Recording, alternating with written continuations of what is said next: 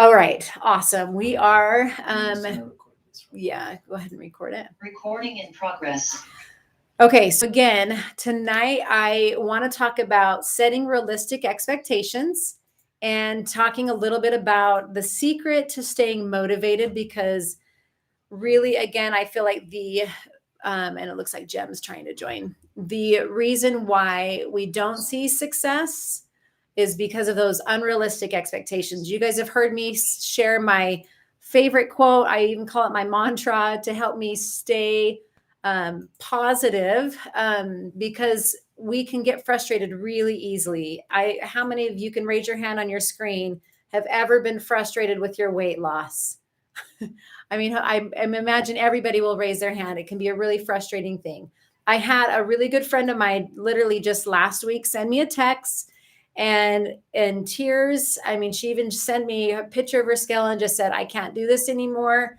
This is so hard. I've got to do something about this. So, she's like, I'm doing it. And she was motivated. And then I got a text this week saying, I felt great, emotionally, physically, spiritually, mentally. But gosh, I was kind of bummed. I only saw 2 pounds of weight loss. And I thought, oh my gosh, no, like 2 pounds is amazing. And that to me is the reason why we get frustrated and quit. We have these expectations. We're working really hard. We're cutting out things that we want to be eating, but we're not eating, or we think we want to be eating, and we're not eating. And then we don't see the results that we want and we quit. So, again, the key to staying motivated is having realistic expectations. I want to share with you, you may have heard me share this before, but the Stockdale Paradox. Admiral Stockdale was a survivor of he was in the war, the Vietnam War, and was a prisoner for 8 years and was a survivor he got out after 8 years and was asked, how did you do it? How did you get out? How did you survive being brutally beaten several times? And I want to read to you his response. And because I compare weight loss to being in a prisoner of war. I mean, at times it can be extremely hard and frustrating. So his answer, he said, I never doubted not only that I would get out, but also that I would prevail in the end. He then said this, though, and I want you to listen really carefully. He said, you must never confuse faith. So he just explained he had faith that he would get out, and not only get out, but he'd prevail. But I want you to never confuse faith that you will prevail in the end, which you can never afford to lose. So we want to keep that. That's important to have that belief in faith. But never confuse it with the discipline to confront the most brutal facts of your current reality, whatever they might be. So there's a phrase, and I'm sure, I'm going to toss that down. A lot of you may relate to this phrase. You can raise your hand on the screen, comment, but I hear this all of the time. I struggle with the all or nothing. Anybody relate or have ever been there? I struggle with being all or nothing. I see a few hands, not that many. So when I heard this Stockdale Paradox, and he talked about those who were in this, were prisoners, he talked about the ones who were super optimistic and said, we're going to get out by Christmas. And then it was like, we're going to get out by Valentine's Day. And then it was, we're going to get out by the spring. And eventually they lost hope and they died. They didn't make it. There were some from the very beginning that said, I mean, forget this, we're done for. And they died from the very beginning. The ones who survived, the ones who made it out, looked at their reality and said, all right, what do we need to do to get through this? And those are the ones who made it out alive. So I heard that, and to me immediately thought of that all or nothing mentality and compared the all to those who were like, we've got this. I'm gonna lose 30 pounds in 30 days. I'm motivated. I'm gung ho, and that's the all mentality, the optimist, right? Hear what we've all been there, right? Super motivated. And then I compare the nothing to those who don't even want to try because they're like, you know what? My genes are horrible. I've tried everything. There's no hope. And they don't even try. So you've got your alls, you've got your nothings. We've all been both. But the secret is to learn to become a realist and confront the brutal facts. So he used the term brutal facts. And you guys have heard me, some of you have heard me talk about the brutal facts, and I've shared this for years. It is extremely important to understand the brutal facts. So just like my friend who was frustrated with that 2 pounds, I wanted to say, are you kidding me? You don't understand the brutal facts, because if you understand the brutal facts, you're going to be jumping for joy with 2 pounds a week, right? If you really understand the brutal facts. So tonight, I'm going to talk about setting realistic expectations, and then also being thrilled with what we've done. In fact, just I think it was a couple of days ago on our Movara home call, we talked about being proud of how far we've come and remembering all of the work that we've done, because it's very easy to get frustrated and be like, oh gosh, I didn't lose any weight this week. And it's like, well, you didn't gain. That's a huge success. So I really want to talk about understanding what to expect with weight loss. And so I'm going to share, and again, a lot of you have heard me talk about this. And if you're new, I'd love to hear your comments. Rebecca's waiting to come in. Some of your questions, and I'd love to answer those tonight. So for years, and I love the comparison of weight loss to a financial budget. And on Movara Home, a lot of our guests are tracking what they're eating. And in college, I remember learning about those who were most successful with weight loss, not only successful, but kept the weight off, were aware of what they were consuming, and they tracked. However you want to track it, whether it's even just writing it down and not even aware of the amount of calories, but just an awareness of what you are consuming. Some of you may measure, some of you may use different apps that help you track. So being aware of the brutal facts, and if we're not aware of those brutal facts, it's going to be really hard to keep those expectations realistic. So will you share the screen for me, Caleb? So again, I love using a financial analogy. It's been my favorite way to talk about weight loss, because everybody usually gets that they get debt and they get income and expenses. In order to pay off a financial debt, we have to spend less than we make. We all understand that. And so if you'll just share my slides. Oh, you are sharing. Go ahead and skip that one. Go to the next one. All right. So I want to compare weight to a caloric debt. So we know, and this is again a fact. So again, Admiral Stockdale talked about the brutal facts. We know the fact that in 1 pound, for every pound of weight, for every 3,500 calories we eat equates to 1 pound. Or if I wanted to lose 1 pound, I would need to get rid of 3,500 calories. Or if I overate 3,500 calories, I'm going to be gaining a pound. So I want to compare your weight to caloric debt. And if you haven't done this, I want you to get your pen and paper out, get your calculators out. You're going to take the amount of weight you would like to lose and times it by 3,500. That is your caloric debt. That is like in the financial world, that's your financial debt. And to pay off financial debt, we need to spend less than we make, right? So if you'll go to that next slide. One more, there we go. So again, pounds times 3,500, one more, Caleb, sorry. I'm giving him one more thing to do tonight, like he doesn't have a million things to do. Okay, so again, if I want to get rid of my debt, I need to take in less than I put out. So what is your out? Now, I want to quickly first say this. If I were to go into a financial advisor and say, hey, I'd like to pay off some debt. Can you help me how? And if he says, well, yeah, tell me your income and tell me your expenses.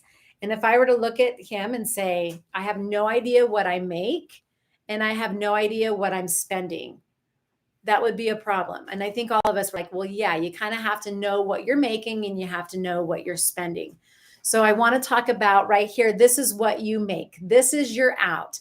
The amount of calories that your body burns at rest plus any daily activity is your out. So again, at the end of the day, if my out is greater than my in, that's good. That's what we want. That's like I'm making more money than I'm spending. And you can, if you don't know what your BMR, so basal metabolic rate, that's the amount of calories your body burns at rest. If you were to do nothing all day long, if you don't know what that is, you can actually just search BMR calculator online. There are a lot of free online calculators to find out what your basal metabolic rate. It's based off of your height, your age, male, female, your weight, body fat, all goes into that amount. The more muscle you have, the higher that is. The taller you are, the more that is. The more weight you have, the higher that is. So that is your out plus any daily activity that you perform. If you'll go to the next slide, Caleb. Actually, real quick, any questions on that? Does everybody understand like how to know what their out is? You take your BMR plus any activity that you do. And there's a lot, I mean, and we don't have the time tonight, but even calculating your activity is a little bit complicated. It's depending on your heart rate and the different activities that you do. Okay, so your in is anything that you eat or drink. So you take your out minus your in. If you'll go to the next slide, Caleb. That was the example. So I'm going to just show this example right here. So this is an example of somebody that would like to lose 30 pounds. I would take 30 pounds, times it by 3,500 calories. This person's debt would be 105,000 calories. That number needs to get to zero in order for you to reach your goal. Now, this person, I just used an example. Let's say this person's BMR is 1,800 calories. That's the amount of calories that their body burns at rest if they were to do nothing all day long. So you take that, and then I just gave 400 calories for that person maybe did 3 miles of activity and then just their daily activity walking around. So their total out is 2,200 calories. And then let's say this person ate 1,500 calories. So 2,200 calories minus 1,500 calories, there would be 700 calories left at the end of the day. Now, I don't know about you guys, but if you've ever tracked your calories before, you know and understand it's very easy to eat 1,500 calories. One of the reasons why I love the financial analogy is we all understand it's very easy to spend money. I mean, I can spend money pretty easily, and it's very easy to go into debt. It's very easy to spend money. It's not as easy to pay that money or pay that debt off. It's the exact same with our weight. It's very easy to consume 1,500 calories and not as easy to burn it off. So in this example, this person of being maybe getting 2 or 3 miles of activity every day and eating 1,500 calories would save 700 calories a day. I took the total debt and divided it by, let's say this person did this every day. And this would show you how long it would take to pay off 105,000 calories. So in this example, with eating a pretty relatively low for the average American, 1,500 calories, it's very easy to go to a restaurant and consume that in one meal. You can drink that. You can eat that and not even be full. So in this example, paying off or losing 30 pounds would take 5 months. Now it is I mean, I'm sure most of us have pounds in 30 days. We've all heard that before. It's like advertisements, lose 30 pounds in 30 days. You can see that would be a very optimistic view. The brutal facts would show you that would be very challenging to do and almost impossible mathematically to do. So without understanding and knowing this information, you can see how the frustration would be very easy to happen. Okay, I know there's a few on our call tonight. I'm not sure how many we even have on the YouTube live, but I know there's quite a few. Awesome. Okay. There's a few joining us on our YouTube live. We had the wrong link, so I'm glad they were able to get it. But I know quite a few on Movara Home. have used this equation. And it can be very frustrating if you don't understand your math. Again, like my friend who texted me and said, "Oh, I can't believe I only lost 2 pounds." I immediately responded and said, "Are you kidding me? That's 7,000 calories that has been paid off in just 1 week." Now, to give you a little bit of an idea of what that means, because it doesn't seem like that much, because a lot of us have probably also tried something where we've lost 10 pounds in a week or 5 pounds in a week, or, done a diet and lost a large amount of weight. But to consistently lose and then to stick with that over time, just usually that's kind of that all or nothing mentality. To stick with something for a long period of time takes a lot of focus and understanding. So again, to give you an idea of what that 7,000 calories equates to, there would be about 70 miles of exercise. So 3,500 calories is about 35 miles. I don't know about you, but I don't do 70 miles of exercise in a week. So if you're losing even a pound of weight a week, that equates to about 35 miles of exercise. And for some of us, it's actually more like 40, 45 miles, depending on how many calories you burn per mile. But it's about, on average, anywhere between 70 and 100 calories, maybe even a little bit lower, per mile of exercise. Does that make sense a little bit? So again, I would love to hear or any questions or comments that you have about the math. And again, understanding, like Admiral Stockdale said, the brutal facts. But then, like he said, I had faith that I could do it, but I confronted the brutal facts and moved forward. So avoiding that all or nothing mentality of like, okay, I've got this, and then not really understanding and having a plan, or just not even starting at all because it's like too hard. So making a plan and understanding that it takes a lot more. This is one of the things that I love, again, with the financial analogy of, it's typically we underestimate what we're consuming and we overestimate what we're producing in exercise. So I've had a lot of, I'll never forget, I had a guest one time come up to me and say, "Man, I'm burning 11,000 calories a day," and according to his watch. And I was like, "Well, your watch is wrong. It's very easy to overestimate what we're burning and then again underestimate what we're consuming." A question about the math. 2 questions. How did you get that number 400 daily activity? I think I missed that. Yes. So the daily activity, good question. Thank you. So your total out is your BMR plus any activity. So the DA stands for daily activity. That would be, and the average American gets anywhere between 200 to 400 calories just moving. Like if you're cleaning your house, moving around, you're on your feet a lot, you're not sitting a lot. If you're at a desk a lot and you are sitting, you might be lucky if you're getting 200 in daily activity.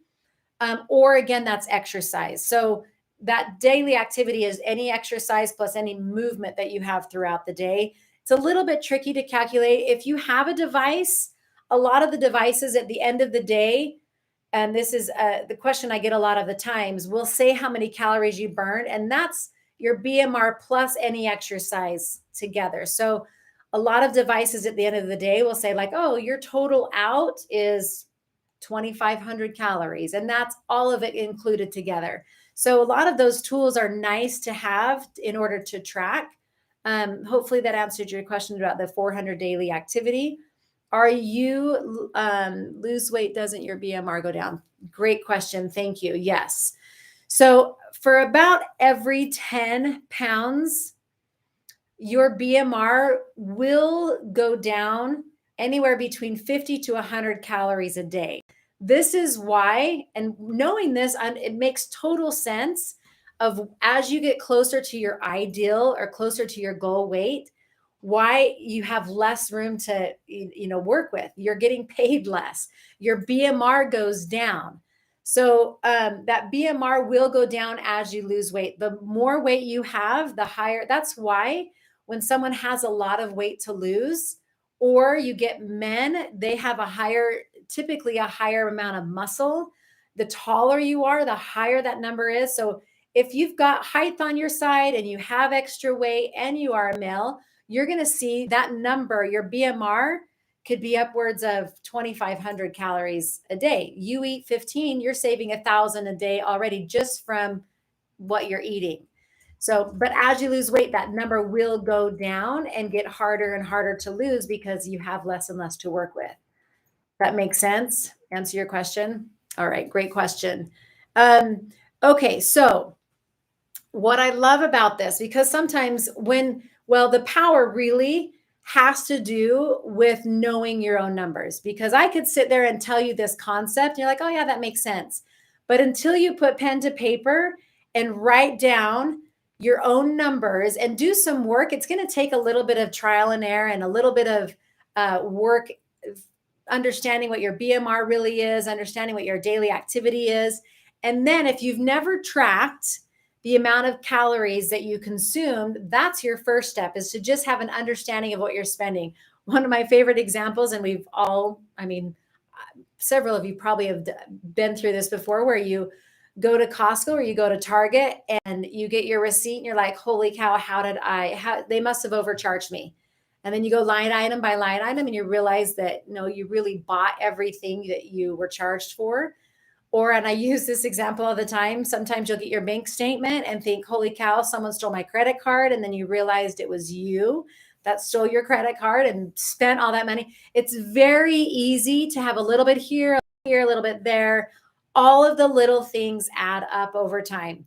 I'm going to leave our live with this last thing, unless there's other questions, and then we can go back to our Movara home group. And I heard this in college, and this really this really made a lot of sense to me. And I've never forgotten it. I had a professor who said just 200 extra calories a day. Some of you probably know the answer to this, but just 200 extra calories a day is 20 pounds in a year. That's not a lot of calories. 200 calories a day, that's a granola bar. And it's very easy. I know when I'm preparing food, I'll have a little bit as I'm preparing. I'll eat my meal and I'll have a little bit on my kids' plates because I can't throw that food away, right? And I can very easily have 100 extra calories at breakfast, lunch, and dinner, very easily. Those little things add up, and those are the brutal facts that sometimes are not as fun. But when we know the brutal facts, we're going to be less likely to be frustrated, and we're going to be thrilled when we get on the scale and it hasn't gone up. Can I say that again? We're going to be thrilled when we get on the scale and we haven't gained weight, because let's be honest, it's not hard to gain weight. It's very easy. I don't know about you guys, but man, it seems like I can one day and it's like, wow, okay, there's 4 pounds. It's not hard to gain weight. Now, on the flip side, it's not easy to lose weight, but it is totally doable and it is possible. And that's the secret that Admiral Stockdale talked to us about, is knowing the brutal facts, but having faith that we can do it. And then when we know the brutal facts, we're going to be less frustrated. Again, I mentioned earlier that the result of all frustration is unmet expectations. I've seen this over and over. And even just like my friend who texted, her text to me was, wow, I felt really great this week. I felt emotionally, mentally, physically, spiritually even, but man, I only saw 2 pounds. And so it's very easy when we're focusing on this scale. And then again, if she knew the math and understood it, it'd be like, yay, I lost 2 pounds. So do your own numbers. I would be happy to help if you have questions, figuring those out. But then the secret really is knowing the brutal facts, and then knowing your choices can make a difference and that you can do it. And those little things add up over time, and keeping your expectations realistic, because a pound a week is a lot. For me to lose a pound there's several here. There's a thing called the stop sign here at Movara. And I always joke, because every time I do the stop sign, I know better, but I finish and I think, oh, I must have lost at least a pound. But the reality of that math is I have to do the stop sign up and down, which for those of you who don't, it's about a 5 mile to the top, almost 5 miles. I call it 5, it's really 4.5, but 4.5 miles to the top and then another 4.5 down. And it's hard. And I would have to do that 3 or 4 times to lose a pound. So it's just very easy to think, okay, wow, I'm exercising, I'm working hard, I'm really watching what I'm eating. I've got to be at least losing 5 pounds. But the reality is, again, a pound is a lot. Maintaining your weight takes work. It doesn't just happen on its own because it's very easy to gain. It's not hard. All right, I'm going to sign off from the live, and then I want to join our Movara home group and answer questions and check in with them. So thanks for joining us on the live. We off the air. All right.